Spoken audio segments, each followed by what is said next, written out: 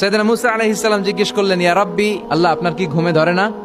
আল্লাহ বললেন, কোনো কথা বলা যাবে না, দুইটা গ্লাসের ভেতরে পানি নাও, পানি ভর্তি গ্লাস নিয়ে তুর পাহাড়ের উপরে দাঁড়াও। সাইয়েদনা মুসা আলাইহিস সালাম দাঁড়ালেন। আল্লাহরে আবার জিজ্ঞেস করলেন, আল্লাহ আমি জিজ্ঞেস করলাম কি আর আপনি করতে বললেন কি? আল্লাহ বললেন, কথা বলো না, যা বলেছি তাই করো।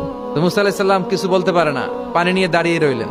মুসা আলাইহিস সালামকে আল্লাহ বললেন, তুমি দাঁড়িয়ে থাকো আর ঘুম রে বললেন, ঘুম তুই মুসারে ধর। ঘুম যে এবার সাইয়েদনা মুসা আলাইহিস সালামকে ধরেছে। উনি ঘুমের ধাক্কায় আর থাকতে পারে না, একবার ডানে যায় আরেকবার বায়ে যায়। ঘুমের ধাক্কায় হঠাৎ করে কাত হয়ে পড়ে যায় আর গ্লাসগুলো মাটিতে পড়ে খান খান হয়ে ভেঙে যায়। আল্লাহ ডেকে বললেন, মুসা বেশি কিছু হেফাজতের তো দায়িত্ব দেই নাই, শুধু দুইটা গ্লাস হেফাজতের দায়িত্ব দিয়েছি। ঘুমের কারণে এগুলোর হেফাজত করতে পারো নাই, ভেঙে খান খান হয়ে গিয়েছে। আমি যদি তোমাদের মতো ঘুমিয়ে যেতাম তাহলে পৃথিবীর সাথে সূর্য লেগে, সূর্যের সাথে চন্দ্র লেগে গোটা মহাবিশ্বটা এভাবে গ্লাসের টুকরার মতো খান খান হয়ে যেত রে মুসা। এজন্য লা তাখুযুহু সিনাতু ওয়ালা নাওম, আমার ঘুমেও ধরে না, ঘুমের আগে যে তন্দ্রা আসে ওইটাও ধরে না।